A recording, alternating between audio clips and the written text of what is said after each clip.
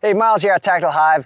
Recently got back from the USPSA 2022 Racegun Nationals, and I shot the limited division. And this was my first national competition.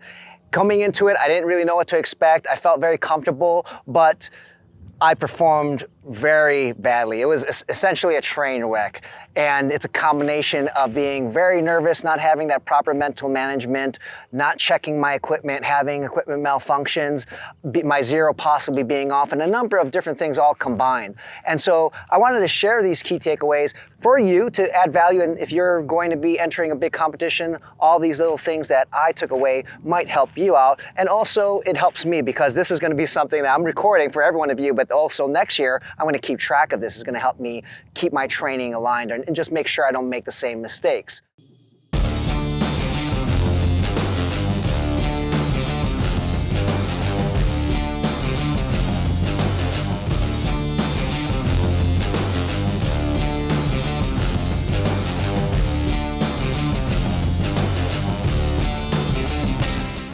So first, I'm going to start off with equipment. So I've been having a lot of problems with my actual race gun, and it's been a love-hate relationship. And unfortunately, just because of the timing of the competition, I do have some other guns that are coming and being worked on. It's unfortunate though that I just didn't have the proper equipment going into the match. And it was quite funny because I was shooting with a lot of other people with similar guns, a 2011 platform, and we were trying each other's triggers out and just talking about the performance, and I could easily tell just by holding their guns, trying out their guns, that my gun is just really not up to par. The trigger, everything, it just wasn't there.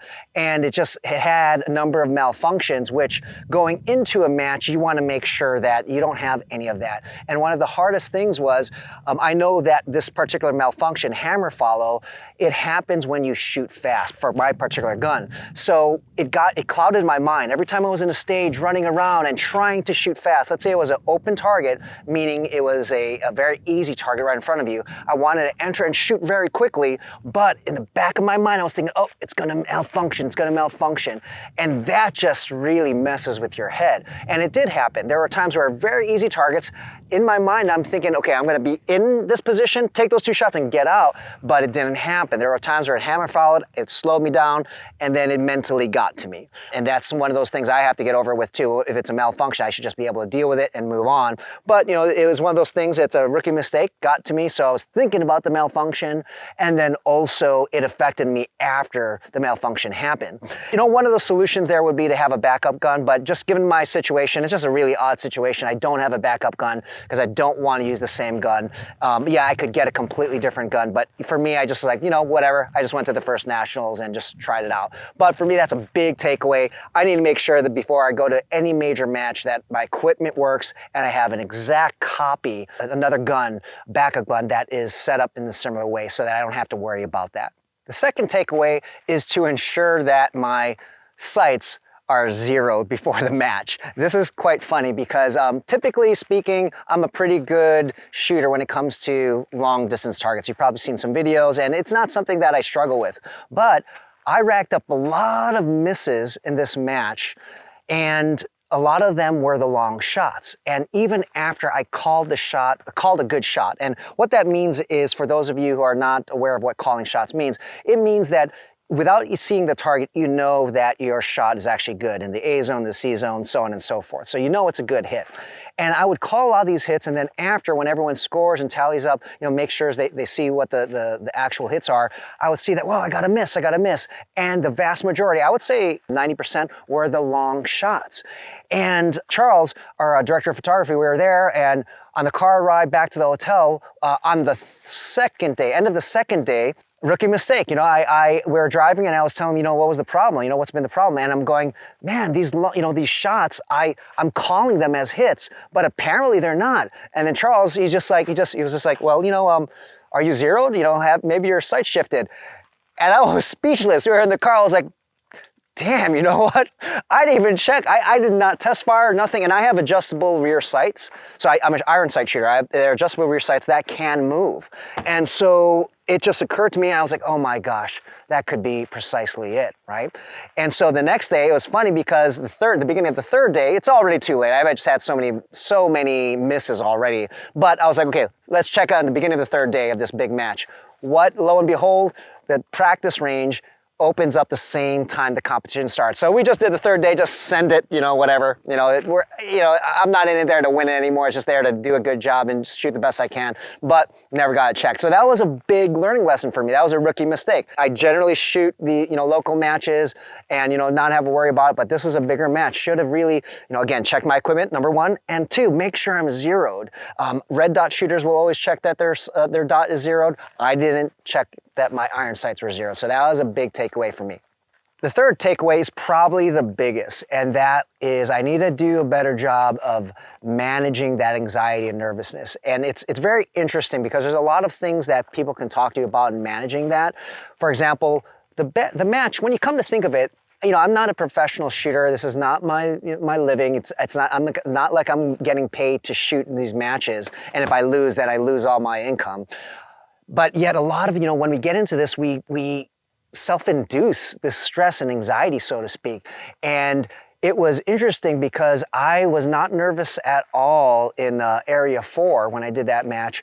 And when we got to Nationals, I wasn't nervous at all. But as soon as they called my name to shoot, I just felt everything. I was like, oh my gosh. And literally on my first draw, the very first stage, I did not have a good grip. It was so weak. It wasn't high on the beaver tail, the tang. And, I didn't wait to adjust anymore. I just had to deal with it. I had to adapt because, the timer's running. And that just put me off course. And it was kind of like a chain reaction where I kept on thinking about that first stage, and I tried to use some mental management practices to overcome it, but it got the best of me, which tells me I got to work on that because it is a big part. And anyone who shoots competitively will tell you that when it comes to big matches, a lot of this is self-induced and a lot of it is mental. You really have to manage it a certain way. And kind of talking about, in the previous video, I talked about how going to these big matches are going to allow you to figure out how to manage it sooner. And unfortunately for me, that was my first national match. I never expected, coming from Area 4, which is a regional match, I thought, good, I did a good job of managing everything. I did not expect the Nationals, even though it's not really different. The stages are stages. The same shooters are going to these matches, yet I was just like hit with a left hook, blindsided. So that's something that I got to work on the techniques to allow myself to be more calm, understand that, or be able to focus on specific things so that I'm not worried about everything else, external factors that I can't control. The fourth takeaway is to practice more on moving targets. Now, in a lot of local matches, I see, I'm exposed to a lot of swingers, but I don't really practice a lot on my own in terms of any other type of moving target, a bobbing target, whatever it is. And it shouldn't really matter that much, but I do think it does help. And I noticed that there were tuxedo targets. A tuxedo target is where take your USPSA target standard and black out the sides, so you only have the A zone from the head to the body here. And so it's a smaller target. They call it a tuxedo. So there'll be black, and then you have it open right here, and that's what you should engage. And when I saw these targets, I was treating them as swingers where I would give myself a little bit more real estate in shooting instead of, I had to really slow it down a little bit, or I'd be more disciplined with my vision before breaking that shot because it's a smaller target zone. But because I practice all the time with full USPSA targets and just regular swinging targets, it wasn't exactly the same, but having that same setup would ingrain that in my subconscious. I'm not one of the professional or the grandmaster shooters who that skill set can be easily carried on to different moving target types. I'm not there yet. So for me, it would have really helped to get the same exact setup, the same exact target, and practice on it. I've just been practicing on swingers, as I mentioned. So that's something where I'm now, just the other day, I placed a lot of orders for different types of targets. So you're going to be seeing a lot of those soon in our videos because it was just a frustration because it's something that you absolutely have control over. It's just I've been lazy to get that stuff. So now you're going to see a lot more of that. I'm going to be practicing on those moving targets. And the fifth takeaway that's top of mind for me is to work on my indexing. What does that mean? It's shooting not necessarily with crystal clear sights, but with natural point of aim and making sure that where you're looking at, your sights are going to be there. And this applies mostly to closer targets, specifically for the Nationals steel.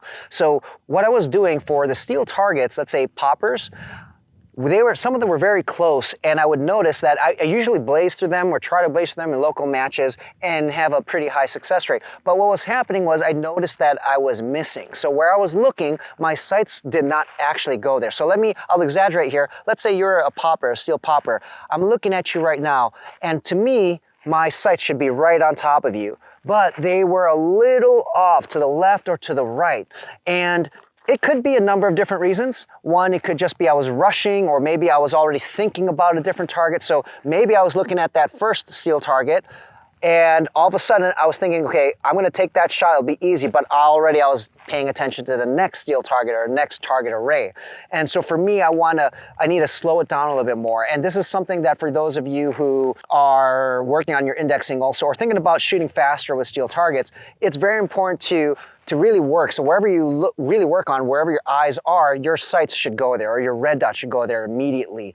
And yes, they were roughly there, but they weren't exactly where I was looking. So you can get really nitpicky with your indexing. Okay, so we're not talking about just being, 3 inches off and you're okay. No, for close-up targets for steel, I want wherever I'm looking, I'm literally there within a 1 inch spacing there. So that's where I want to be. And I could tell that it was off. So for me, being able to work on that indexing, work on that muscle memory, so to speak, is going to be very important, particularly when I need to shoot faster. So for those of you who, again, want to shoot fast, you're going to have to work on that, because if you are always looking for a crystal clear sight, which I wasn't doing, but if you are looking for a crystal clear sight, you're going to shoot slow. You might shoot accurate, but it's going to be slow. So for me, I tried to pass that, or I did pass that, but my index was off. So that's something to think about, and that's something where there's a lot of different exercises that you can use to work on that. But the idea is to also pay attention with your eyes and ensure that where you're looking, you are not rushing it. So what I was doing was, let's say you're my target again, my sights are coming at you, I was already moving even before I broke the shot. So that could be another reason why my index was off. In contrast, one of the ways I should be doing this is, I'm looking at you as my target, my sights are on you, break the shot, then take my attention away. It's such a small, amount of time, but I was trying to force it. Again, it could be the nerves, not being able to manage the whole stress of the overwhelming experience, and maybe that caused it, to be off. Oh, and as a bonus, there's actually a lot of things that I can work on. I've listed about 20 things that I need to work on from 2022 Nationals. Those are the things that are just top of mind. I'm filming this and winging it, but those are top of mind. But I actually have notes.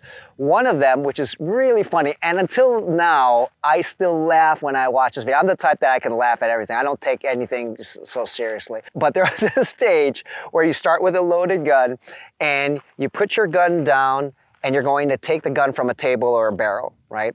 And what happened with me is I grabbed the gun, the mag was off, and I wanted to engage, but I had to grab the mag. So that cost me a lot of time, and that just led to me thinking about that and just ruined the stage for me, right?